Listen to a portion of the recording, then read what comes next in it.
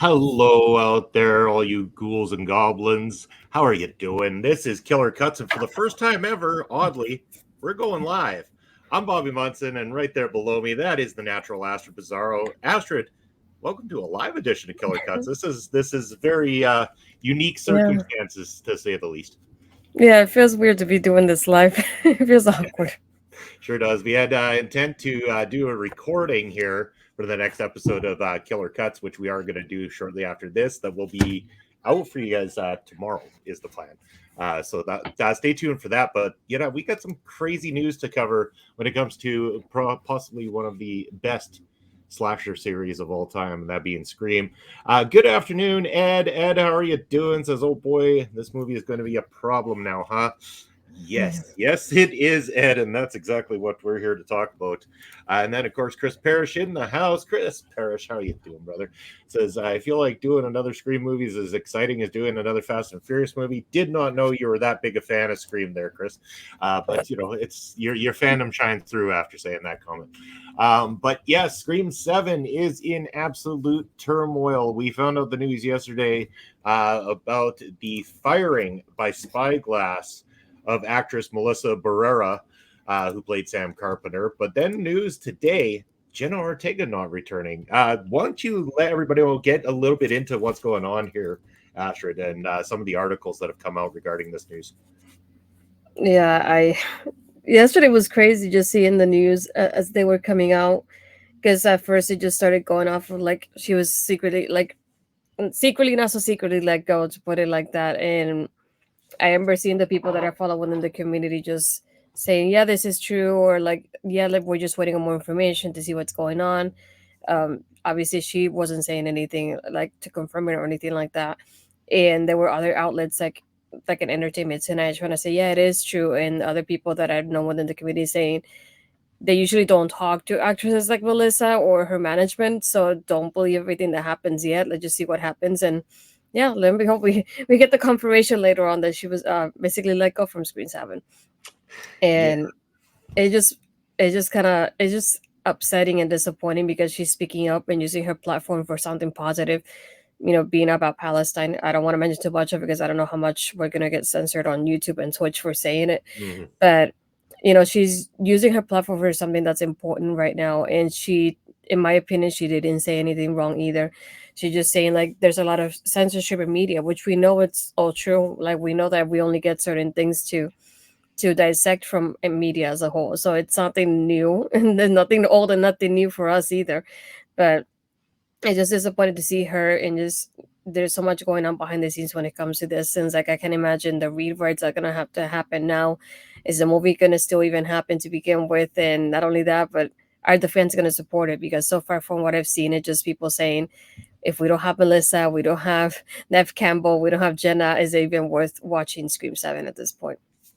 And that's, yeah, I mean, it's tough to say as a fan, is it worth watching? But, I think still part of us is going to be curious to know what direction they're going to go, how they're going to take it. And here's the worst part of all. It's like you've already got the people saying they're not going to support due to these exits and, non-familiar faces coming in.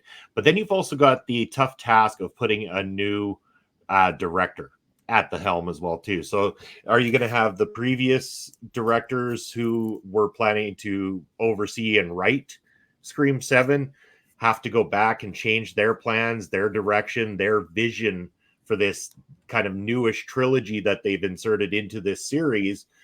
While at the same time, like, I love the work of the director that they've got on board, but I don't know that style really lends itself to Scream in terms of him taking over something brand new and starting from scratch. And I don't know how that would translate. I want to believe it would, but I wanted to also think more that the direction that he would have from the previous directors and with their script available as well would make for a more interesting Scream 7. So I'm really curious about where do they go? Do they now have to go and beg Nev Campbell and offer Nev Campbell, tons and tons of money and say, look, we're sorry about last time out. Now we need you more than ever. Or do they strongly believe that they've got something so strong that they can just forget about everything that they've built up to this point? I don't think so. I think there's more to this. I honestly, from my perspective, is you can't get Jenna Ortega due to the Wednesday tapings. Then just wait. I don't think we need Scream 7 to rush itself so much that we get a half-assed version of what Scream 7 could be. That's my personal opinion. Yeah, that's true. Because thinking of like Screen 7 as a whole, how would you end it? We have the part of there's so many rumors about their mom appearing in the next movie. So how do you have the mom show up and not the girls? And based on how we had the excuse for Sydney not being in the movie, it's like, oh, Sydney is just with her family. What excuse are we gonna give for Sam and Sarah not to be in the movie? Like Yeah. that's gonna be humongous. It's just gonna be like, no, they just got busy. They're not doing anything else. Yeah. It's just not gonna make a lot of sense. And I feel like the core four is something really strong. So I don't see how they could end it like this. It just either you end it with six and leave it alone, or like a lot of people are suggesting, just sell the rights to another company that's willing to make the movie with both of them as their leads, because it doesn't make sense to just end it without them. It really doesn't. And I saw somebody points online, and one of them that I wanted to bring up is like the fact of like Melissa has a background of being in telenovela expo Mexico. So to be able to like break out of that market and to get into something as huge as Scream, and how big the movie was in just the box office alone, and just thinking of like, she did such a great transition. It's like, why would you end something that is doing so great? And it's like, if you notice, people love the actors that we got for Scream 6. That's why the movie did so well as well, because we like the group that we got.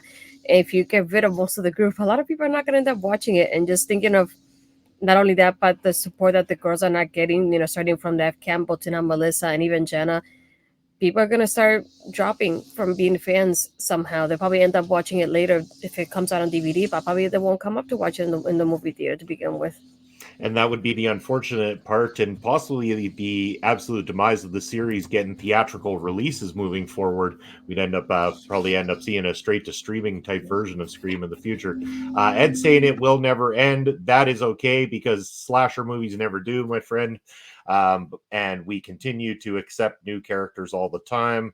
It's just with this one, it's tough because, again, at this point in time, they are on, they're kind of like on a roll and stuff like that with what they're doing. Before I get to mentioning about the kind of role they're on, though, Chris Best coming in saying, even if they change around the Scream franchise, I hope they keep it within Wes Craven's vision to a certain extent. Wes had a great way of directing, but I would actually call it Kevin Williamson's Kevin Williamson's vision, because this was initially something that he came up with in the first place. He had originally planned the initial trilogy to the entire series, and ever since, he's had a bit of a stake in it, a bit of an interest in the entire franchise as it is, and doesn't get enough credit for his input into what's happened with the Scream franchise. But of course, don't deny what Wes Craven's done either. I mean, 4 movies that he did perfectly. Wes Craven is one of my favorite horror movie directors of all time. So I definitely see where Chris is coming from on this. But I wanted to mention the success that we're talking about. And that was, now that they're losing Jenna Ortega, and it says here from Deadline, Jenna Ortega, who was a linchpin draw in getting Scream 6 to the horror franchise's best opening gross ever at 44 million stateside and 67 million global, isn't expected to return for Scream 7. And between that and the other one, it's like, oh, like this hurts. This hurts the series in such a bad way. Good afternoon, Lauren. How are you doing? Oops, McCarthyism is back. I wish the movie could go forward in a profitable and fun way, but losing who they have makes it tough to believe. I mean, again, they have an ace up their sleeve is what our question is. Like, can they get Nev back after what they did to her last time out? They've I got the problem on their hands of Jenna just being too big a star for the horror franchise anymore. Really, I mean, we knew that going into the last one, that keeping Jenna was going to be tough as it is. But, losing Melissa, I mean, they could have still made her the main foil. I mean, she was the main focal point, and her firing couldn't come at a worse time when they were finally getting to the point of being able to go into production. This was one that they wanted to start filming quite a while ago, but due to obvious strikes and everything like that going on, it was not going to happen. And now they're just in a really, really bad position. Very bad position going on. What can you foresee happening with Scream 7, Astrid? Is there anything you'd like to see happen if they aren't able to get either? Like, again, obviously Melissa's a no, but like if they can't get Jenna, if they can't delay it, they have to go forward with it. Is there anything as a fan you can see them doing that would make this okay, in your opinion? It's gonna be tough for me. Even like I said, I've seen it in the community, and even thinking about being a fan from the beginning, it's so tough because I think of like they could rewrite the movie, and like I said, that would just give us like a cheap excuse for Melissa's absence. And again, I feel like Seven would have wrapped everything great with a little bow on the top and everything, but we had to ruin that. So it's gonna be hard to see the movie without any of them. So it's gonna be tough to even think about watching it, just knowing what happens behind the scenes. And even then, a lot of people as a whole know this is Spyglass and Paramount, so a lot of people are just probably gonna think, just let it go and give it to somebody else who's probably gonna give it a better direction, because they're already thinking you're not standing behind your girls, and it's like it's not a great track record that you have so far with Spyglass. So a lot of people are not gonna want to watch it. So it's just tough, even if you like rewrite it. The other thing I could see happening would be them delaying it, because even from the get-go, when the movie was being sold after the strike that it was going to get announced soon, that it was going to be filming soon, a lot of people automatically knew Jenna was going to have very limited screen time because she's recording Beetlejuice and Wednesday and I don't know what else. So I had a feeling that we're probably going to, what if they put her again in the opening scene, but this time they kill her knowing that she won't be there for much of the movie. And it's just like there's so many things, so many factors to it, that I just kept thinking, I don't know how I'm gonna be able to watch Scream 7 now if it does come out. Like I won't be able to enjoy it as much because it's not gonna wrap up the way I wanted it to be with the exits and probably the rewrites that they're gonna have to do. So it's just like I automatically have something in mind of they're gonna wrap it up, give us a story of her and Sydney kind of teaming up at the end, and then Sydney saying goodbye to this whole thing, the whole story. Probably something with Stu Macher and his side of the family, because we never had anything on that side. And then the girls ending. And then now it's just like if they decide to move forward with it, I feel like little by little everybody else is gonna start dropping as well, because I see like it may seem funny, but the core four are actually like friends in real life. So even though they're saying that Jenna's absence is because of the scheduling, which is true in a way, but it also has to do with Melissa, because Melissa and her got really close during filming. So to see, Mason will be another one that I could see saying something soon. I see like especially the core four in itself, I can see them saying something, standing up somehow. And the other part that we saw was the director saying, "Oh, this is out of my hands. I had nothing to do with this." So I was like, and then how does that affect not only this, but Melissa's upcoming project with Radio Silence as well, which is something that she had going on sometime soon. But yeah, it's just a lot of moving parts. I don't know if I'm gonna end up like enjoying the movie as a whole when it comes out. I don't know. It just depends on what happens later. Yeah, we do have a couple of questions for us coming in regarding this here. We'll start with Ed's and then we'll move on to Lawrence here. Ed wants to know, what is the biggest blow? Is it Nev, Jenna, Melissa, or is it just everything that gets it derailed? Everything plays a huge part on it. When it comes to Nev with the last one, it was wrong that they weren't willing to offer the money. If they had an idea for Nev in Scream 6 and they weren't willing to pay the money to get her in Scream 6, then that's on them, and that's ridiculous. For me, Nev's story should have wrapped in 5. Really, I think that she could have gone off into the sunset or something just to not have to be there. But of course, they kind of left it open-ended with 5. So the expectation was 6 to come back around. And then, of course, with 7, like the rumor that they would maybe try to get her back. Then they were talking about, Patrick Dempsey possibly making his way back to 7. Now it's like these things are looking less and less. But how about from your perspective, which one of these, I would say to me, in terms of currently, Jenna is the biggest blow because financially that's who was the big draw at the box office for the most recent film. I would say it's everything because from the get go, before the strike even happened, people already had a feeling that they were gonna film the movie sometime next year, and then or sometime late this year, and then release it next year somehow. But first, the strike was definitely one part that derailed it because they knew they were waiting on that to be able to really start filming.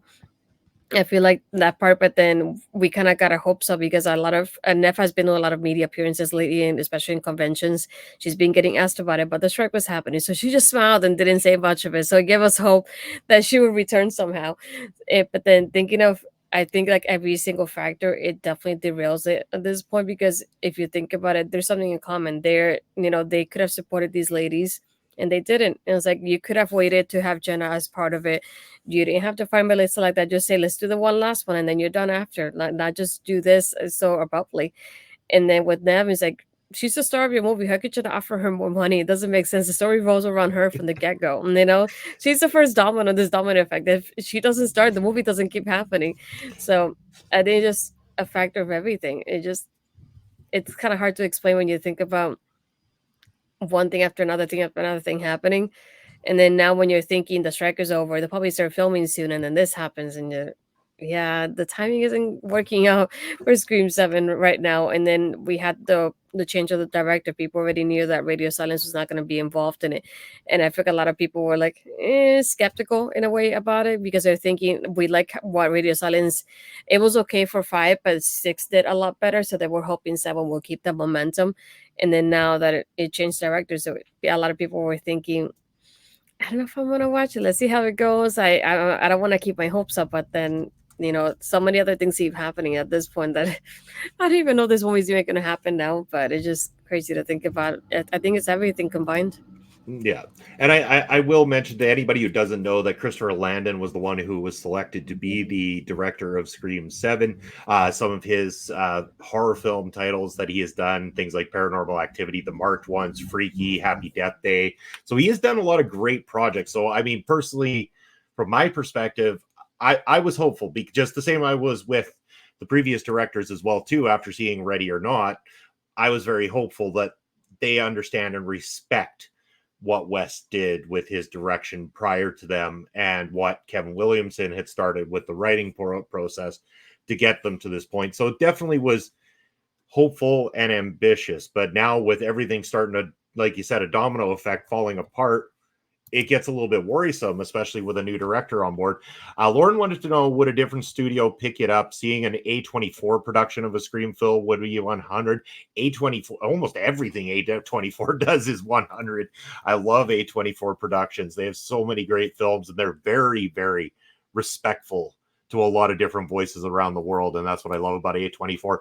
Either that, or I think the other studio, and I don't know if I certainly don't have a bad reputation, but Jason Blum and Blumhouse Productions, they get horror movies. That would be the other direction that I would be happy to personally see for another studio to pick it up. The thing is I think A24 might have more money behind them. I'm not certain, but who knows? Because Jason Blum he's made a lot of profit off a lot of very inexpensive horror films in time. I mean, let's just face it, he didn't spend a whole lot on Paranormal Activity, and that turned into a massive franchise for his for Blumhouse Productions. Yes. I mean, I'm a huge Jason Blum fan. I don't love every movie that comes out from Blumhouse because Five Nights at Freddy's can still go F itself, but the majority of films that Jason Blum has produced are very, very strong. And I would be more than excited to have him put the money into properly giving respect to everybody involved with Scream 7. But how about you, Astrid? Either one of those production companies or somebody else's production company kind of sound like it would be appropriate to take over? Yeah, Blumhouse is the first one that came to mind when thinking about this because even thinking about it now, like Spyglass is getting such a huge backlash, and at this point, I wouldn't even continue with the movie because a lot of people are thinking the recaster people are not going to be happy, and they had even to turn off their comments on their Instagram posts, like the last couple Instagram posts and anything they post on social media now because of what's happening. So it's kind of hard for them to move on from this.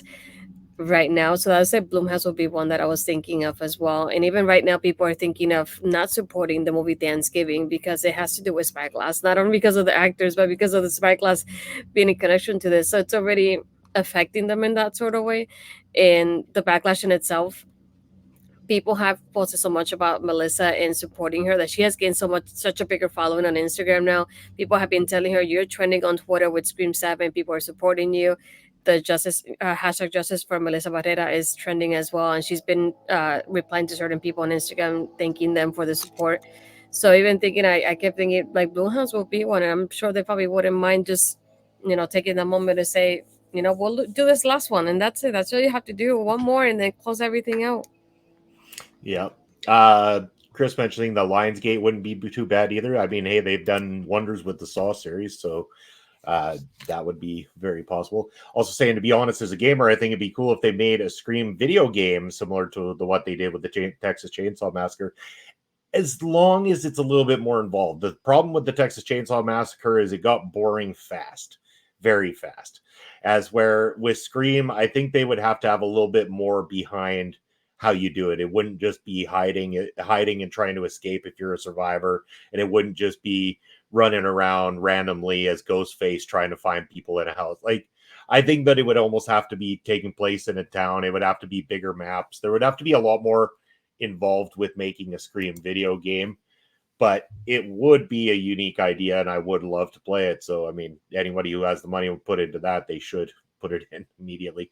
But yeah, I mean, it's, I don't know what to think moving forward. There's a lot to unfold with all of this. They've done a Scream DLC for Dead by Daylight, but a Scream only game might be lots of fun. Yeah, that's the cool part about Dead by Daylight, is that a lot of the characters have been built or framed around well-known slashers and stuff like that. Like you can use, the Nightmare or the Shape, or, they've got different names for all these different characters as they don't want to hit copyright infringement. But Dead by Daylight does the best job of it so far.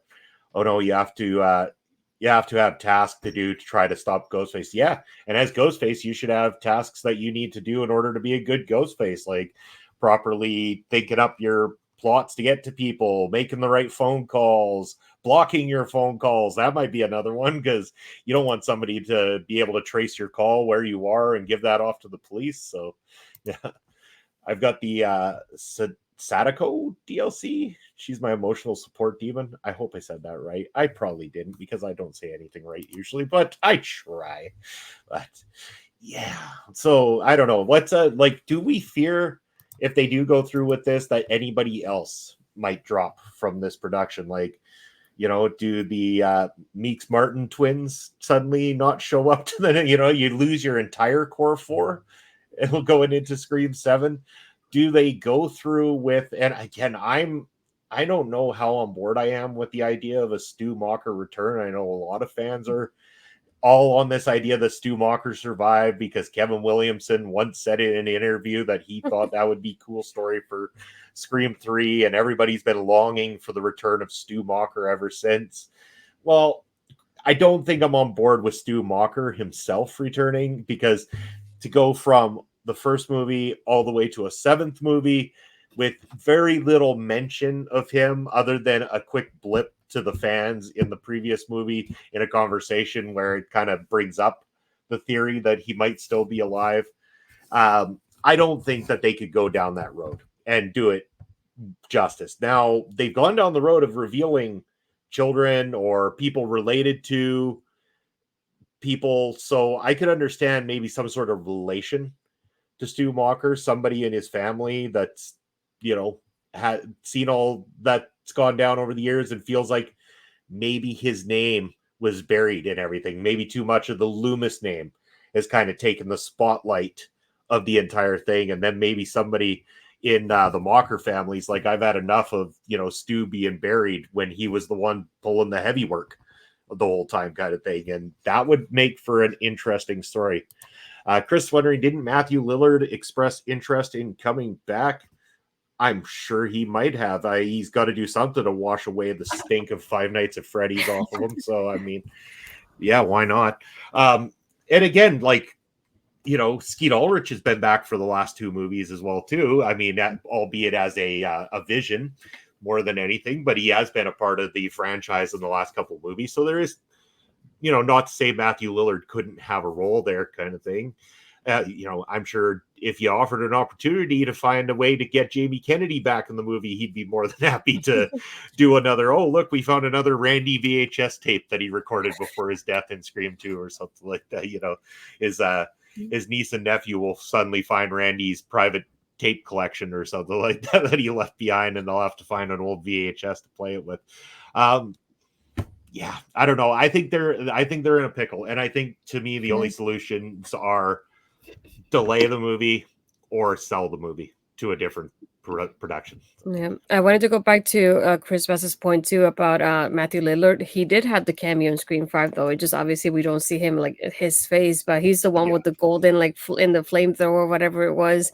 Yeah, that was his cameo in the movie, and he was told he could do that, so he obviously came back because that way he could be Ghostface in a certain way. But I wanted to bring back also. I don't know if you have heard of them before, but I know they've gotten a few exclusives when it comes to Screen as a whole in the franchise. Critical Overload somebody had tweeted out some of the things that were supposed to be on the Scream 7 script before everything happened. They had 8 people returning, including Sam, Tara, Mindy, Chad, Gail Kirby, Sydney, Mark, and their daughters as well, which is something that we thought about as well. It said it would take place in LA, just like Scream 3, and the film was going to be divided into 2 parts, Ghostface attacking Sydney and her family, and then Sam and Tara, and at some point they were both connected with the stories. And then Maureen Prescott, Sydney's mother, will be mentioned, and there were some rumors as well about having something to do with the test markers too, like somebody from his family would come up and say something like you said about the Loomis is getting that spotlight, and supposedly Sam and Tara's mom was going to be casted as well, because we've heard of her, but we haven't seen her in any way, shape, or form in the movies. So thinking about, how do you get? I don't know if Ned will want to return after this. It just that's kind of a weirder one in there. But thinking of the 8, there's already 2 dropping as well. So just like I don't see this being like it's going to be a lot of changes if it does continue this way. But I would say they do need the money, but they're doing great with the cons. As I'm telling you, I've seen the Screamcast in so many cons lately. They know what they're doing right now. Yeah. But it's a lot of rewrites and changes though to this. Yeah, for sure. Yeah, I want to ask and this is going to be a question I'm sure a lot of people will wonder. If it doesn't sell to another production company for theatrical release, do you see it being the demise of the series if it was taken over by one of the major streaming networks, say, a Netflix, a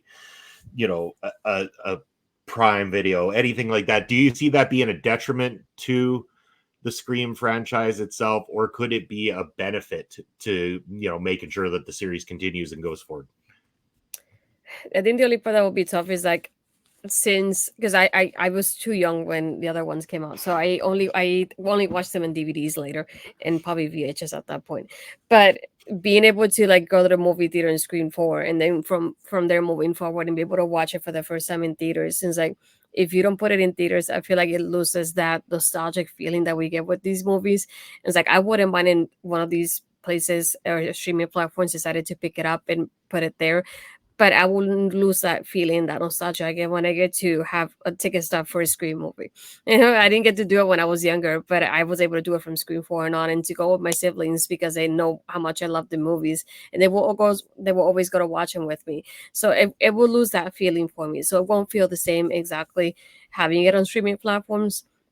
I think what I would have done, kind of like what they did with this one, the last 2, have them in the movie theaters for like the month or so that they usually do, and then have them on like the Paramount, for example, a month or 2 months later, something like that, to get more people to watch them, to have it more accessible.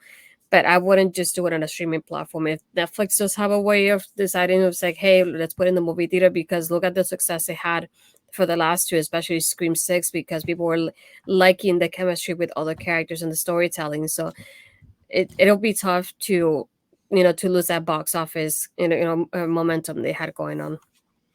Oh, I agree 100%. I would miss it too, because while I didn't see Scream 1 in theaters due to age limits at the time, and being a little bit more difficult to get into a movie at that point, because that was 96, so I believe 96, so I was 13 at the time the original Scream came out, and I watched it on VHS because we didn't even have DVDs on our mind at the time.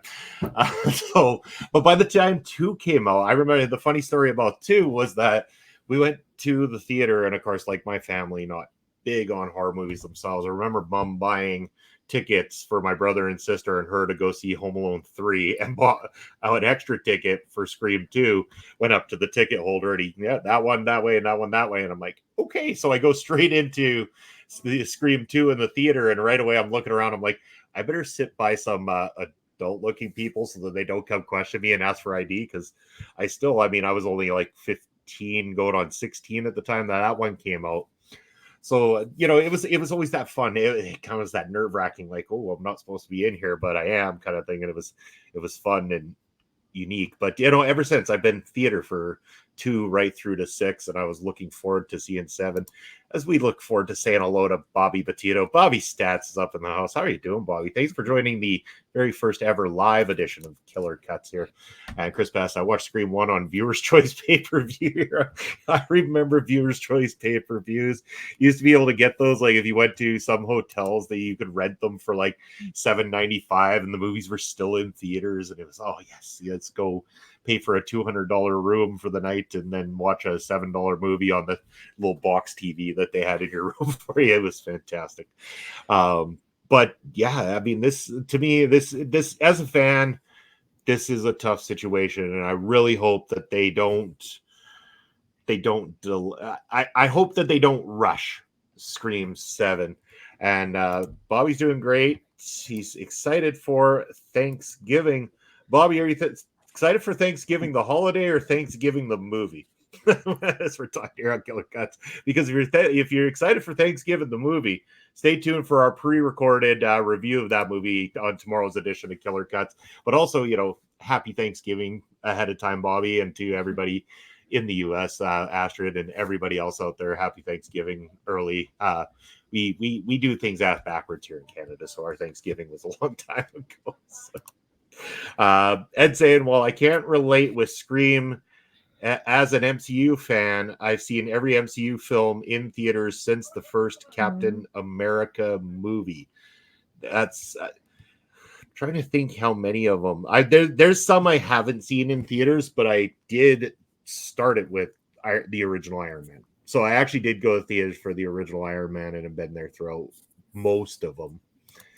And I did see the Marvels. Just so you know, Ed, so we can talk about it sometime if you want.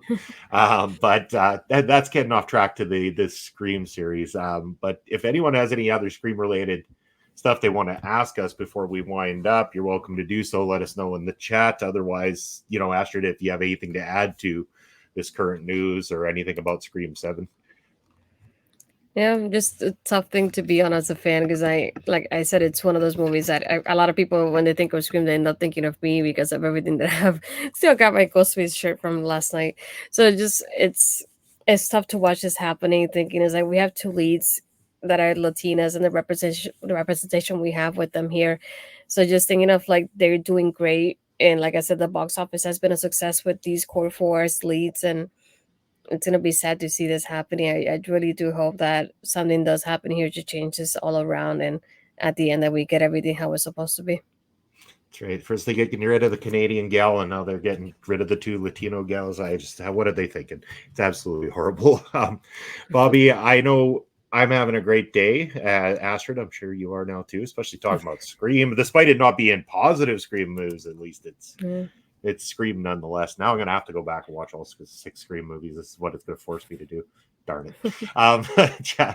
If anybody has any other questions, I don't have anything more to add other than, as a horror movie fan, I'm used to cast changes. I'm used to things switching. I'm used to being upset about things, and I'm used to still shelling out all my money to go watch them and see them regardless, which will definitely happen. Not even going to kid myself. I don't care how much they screw this up. I will probably still be there opening night to watch it. How about yourself? Yeah, I'm torn about it still. They have to see more details on what's going on later on, because it's going to be tough to watch it without the girls. Yeah. It really is. Yeah, I think that's pretty much going to be a wrap for us here on the breaking news portion of Killer Cuts for today. We do thank everybody who joined us on this live capacity here for the very first time. We have been broadcasting over on Twitch, on YouTube, and on the Facebook page for OLE here today as well too. You're going to be able to find replays of this both on the Video Bros Network and I'm sure Astrid's personal YouTube channel as well there. So stay tuned for that coming up, and also stay tuned tomorrow as we're going to have another version of Killer Cuts. This will be pre-recorded. It's our movie review of Thanksgiving. Have you guys thought about doing a Killer Cuts on some classic horror movies? Yes, sir, we have. We've got all sorts of great ideas that we have in mind and in store, and everything changes every time somebody puts something new out. But we do have a lot of ideas in mind, and we will get around to many more Killer Cuts up chapters here coming up very soon, because we do love this show. We're both big fans of horror films, and yeah, we just avoided doing Five Nights at Freddy's because everybody already knows what I think about that one. So that one did not make the cutting floor for Killer Cuts at all. But yeah, I mean, it is what it is. So I would just want to mention before we go to rogueenergy.com, that is the sponsors of OLE. Rogue Energy, where you can use that promo code OLE Pods and get 10% off of your order. And it's holiday season. You're going to want to save some money. OLE Pods is going to help you out when you use that promo code to get 10% off your order from our friends over at Rogue Energy. Now, there's the ticker for Astrid. Astrid, let people know, where can they find you, reach out to you, where can they send you more news regarding Scream 7? Oh gosh, I get it everywhere. Now you can find me by Twitter, Blue Skies, Astrid Pizarro, and the threads and Instagram is Astrid Pizarro 20. Other than that, everything else is on my YouTube channel. So if you haven't visited, go visit. It will be just Astrid Pizarro as it is there. Perfect. There is my information below. That is where you can follow me on the Instagrams, the threads, the X's, the everything in betweens, whatever it is. I'm sure I've got it somewhere. So reach out to me, let me know what you think, and also tune in tomorrow's Killer Cuts. We've also got tonight. Wrestle Draft is on tap, so you're going to be able to tune in and watch OLED and Chris Parrish battling it out in GM mode of WWE 2K23. That's at 10 p.m. Eastern tonight. And then tomorrow, don't miss the Boar's Nest, followed by Ring Respect Radio, where we've got our very special quiz trivia pub wrestling fun WTF night. So it's on tap for tomorrow. So hopefully everyone can pry themselves away from the turkey table for a little bit to come join us for a little bit of wrestling trivia on a Thursday. Friday night, we've got our Survivor Series predictions, our paper preview show, and I'm sure that's going to be hosted by OLED and Chris Parrish. Maybe some others will join. We'll wait and see. And then, of course, the post show Saturday, followed by busting out, mind you, on Sunday. And Bobby, thank you for coming in and enjoying the show. Hopefully you'll tune into our pre-recorded review of Thanksgiving tomorrow. It will be spoiler heavy, so keep that in mind. So if you haven't seen the movie, want to avoid the spoilers, you'll want to do so, but we will put a spoiler warning up on that video. We want to thank everybody for tuning in to the show here today. We appreciate you coming out, and we will see you very soon. Bye, everybody.